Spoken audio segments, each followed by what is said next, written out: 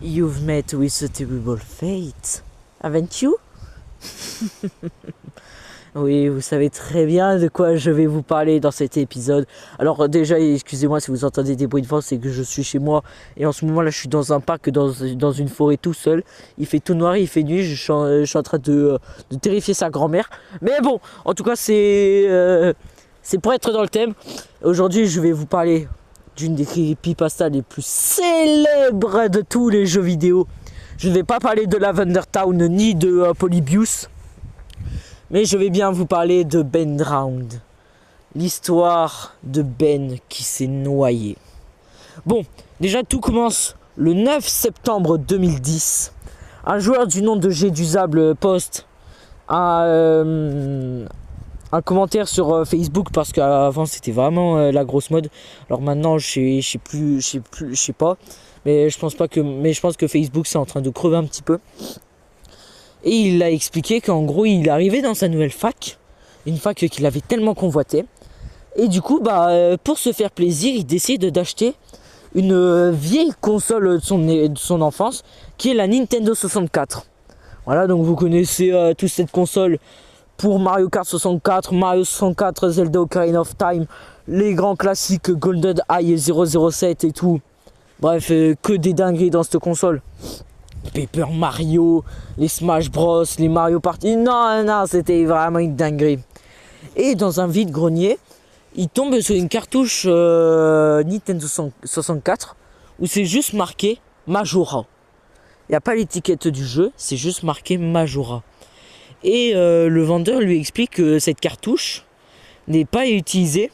Il a été possédé par un ancien gamin où son père a décidé de le vendre parce que son gamin s'est suicidé. Qu'apparemment le jeu il fonctionnait pas très bien, où il y avait des choses assez étranges. Bref, le petit con qu'il est, il rentre chez lui et il y joue au jeu. Et étrangement, quand il lance la partie, il tombe sur une partie qui était déjà lancée. Normal. Il tombe sur une partie qui s'appelle Ben.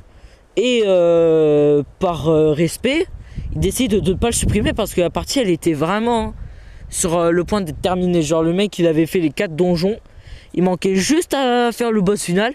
Et hop là. Du coup il fait sa partie qu'il appelle Link. Classique. Au début tout se passe bien. Le jeu tourne normal. Skull Kid vole l'Ocarina à Link. Ensuite il le transforme en Mojo. Et puis voilà. Il y a rien de bizarre pour le moment. Mais dès qu'il arrive à Bourg-Clocher, il y a un problème. Les textures ne sont plus chargées. Des monstres arrivent ultra puissants pour tuer Link. Des boss arrivent. Et Link il arrête pas de crier de douleur. Putain, il y a une porte qui vient de faire une bruit, j'ai peur. Staffala! Oh! Y'a quelqu'un? Ouais, je suis en train de tourner une vidéo, connard! Oh, y'a un pédophile ou c'est comment? Imbécile! Oui, bon, du coup, je reprends. Des bugs. Link, il est penché à 90 degrés sur lui. Une musique. La musique Song of Healing. Là. Tout.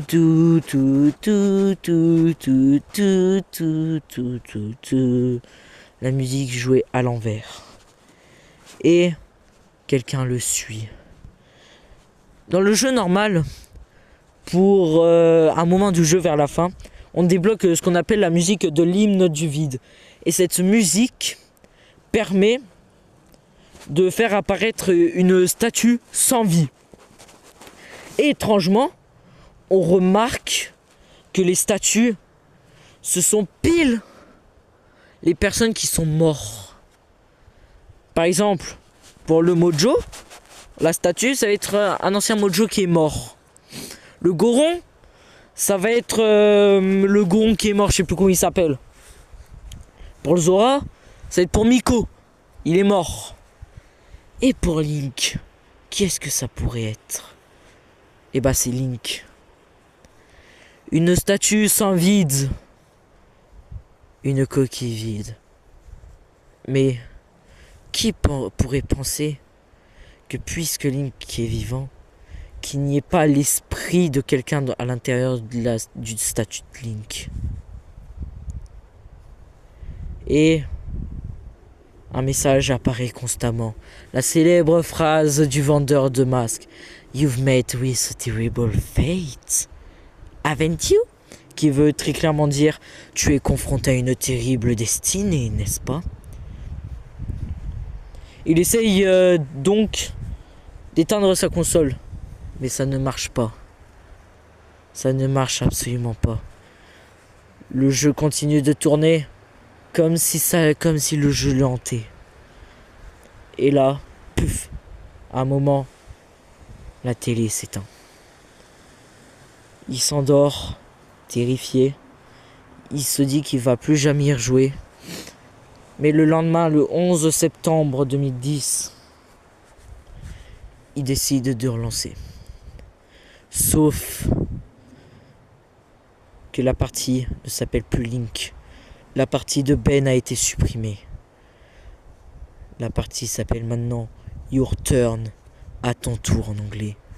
Il est terrifié. Il lance le jeu. Et encore une fois, les textures ne sont plus chargées. Il va à la zone des auras. Dans l'eau. Et comme de par hasard, à un moment donné, sans qu'il s'y attende, il retrouve quoi? La statue de Link. Il la suit, toujours affichée dans le message You've met with a terrible fate, haven't you? Mais sauf que quelque chose de nouveau se produit. Dans le jeu, tu peux faire un bug du 4e jour. Et dans la version 3DS, ça peut te ramener dans la cinématique de fin, mais sans aucun bruit, sans son. Et le vendeur de masques qui te suit. Il est constamment téléporté devant le vendeur de masques qui le suit du regard, qui le sourit. Et à côté, Skull Kid qui semble être mort.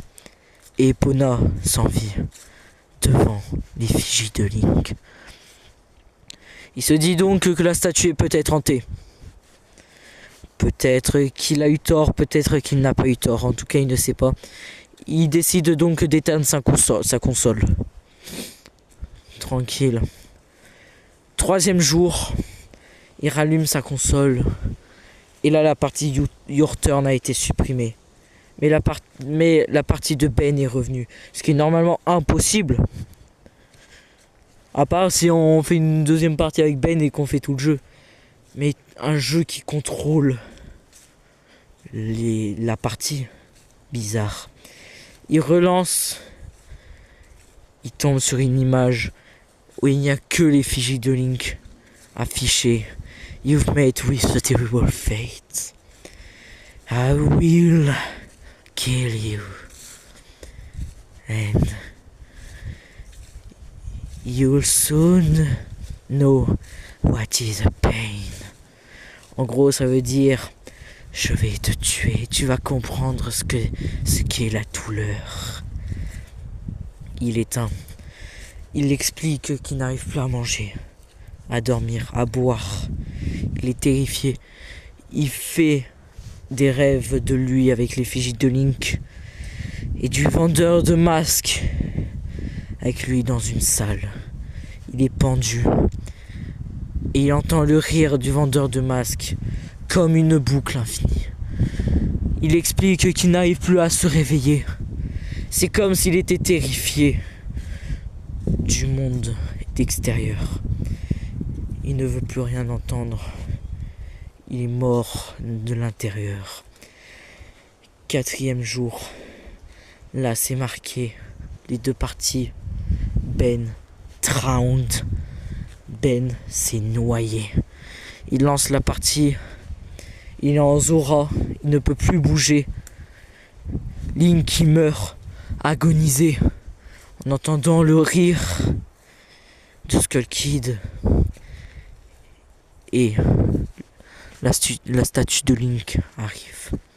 Il est sous l'eau, en train de le fixer indéfiniment, sans vie, sans dialogue. Et la musique qui est en inversé. Il explique qu'il est en train de pleurer. Il n'arrive plus à aller à l'école. Il n'arrive plus à sortir. Il n'arrive plus à faire quelque chose pour lui. Mais maintenant, dernier jour, il ouvre la partie et c'est marqué The End, la fin. Le jeu, la cartouche éclate, elle ne fonctionne plus. Et quelqu'un toque à la porte. Quelqu'un est dans son jardin. Il est terrifié. Une silhouette noire qui fait à peu près 1m85 était devant sa porte.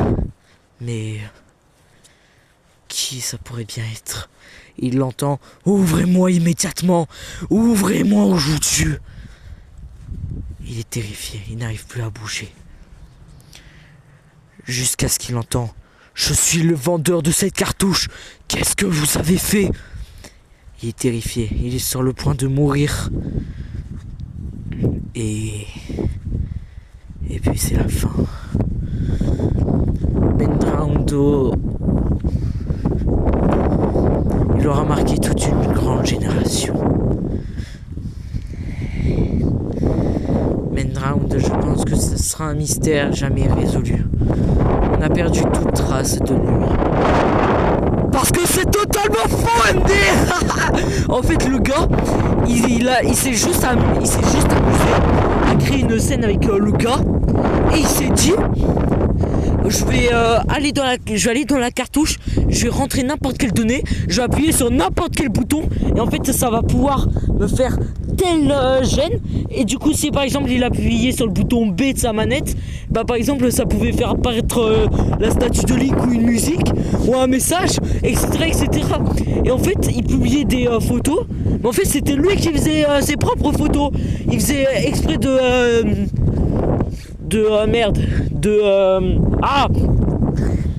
genre par exemple il faisait exprès de lancer la partie mais en étant sous l'eau, de mourir, de se noyer et tout. Il l'a fait totalement exprès. Franchement, le gars, GG à lui, parce qu'il a créé, je pense, l'une des plus grosses histoires d'horreur de tout l'univers. Il est trop fort, ce gars. Wallah. Abonnez-vous parce que, en vrai, avouez ça vous a quand même fait peur. Allez, prochaine vidéo d'horreur, ça va être sur l'iceberg de Mario 64. Et là, il y aura que du vrai. Vous allez terrifier vos darons. Abonnez-vous et likez.